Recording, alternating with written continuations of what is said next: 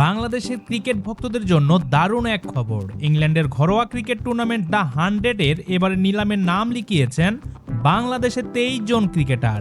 এটি নিঃসন্দেহে দেশের ক্রিকেটের জন্য বড় একটি সুযোগ। এই তালিকায় আছেন বাঁহাতি পেসার মোস্তাফিজুর রহমান।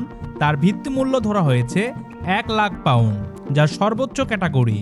আর বাংলাদেশের মধ্যে দ্বিতীয় সর্বোচ্চ ভিত্তিমূল্য পেয়েছেন রিশাদ হোসেন। তার মূল্য ধরা হয়েছে ৭৫,০০০ পাউন্ড। বাকি 21 জন ক্রিকেটারের ভিত্তিমূল্য ধরা হয়েছে ৩১,০০০ পাউন্ড করে। তালিকায় আরও আছেন লিটন দাস, তাসকিন আহমেদ, মেহেদী হাসান মিরাজ, নাজমুল হোসেন, তাওহিদ হৃদয়, সাব্বির রহমান, সৌম্য সরকার সহ আরও অনেক পরিচিত মুখ। তবে অবাক করার বিষয়, এবারে নিলামের নাম দেননি সাকিব আল হাসান। ২০২১ সাল থেকে শুরু হওয়া এই টুর্নামেন্টে এখন পর্যন্ত কোনো বাংলাদেশি ক্রিকেটার খেলেননি। তাই এবার যদি কেউ দল পান, সেটি হবে ইতিহাস। নিলাম অনুষ্ঠিত হবে 11 ও 12 মার্চ লন্ডনে, আর টুর্নামেন্ট শুরু হবে আগামী 21 জুলাই।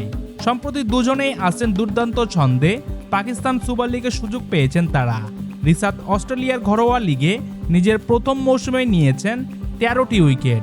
আর মোস্তাফিজ তো দীর্ঘদিন ধরেই বিশ্বের বিভিন্ন লিগে অভিজ্ঞতার ছাপ রেখে চলেছেন।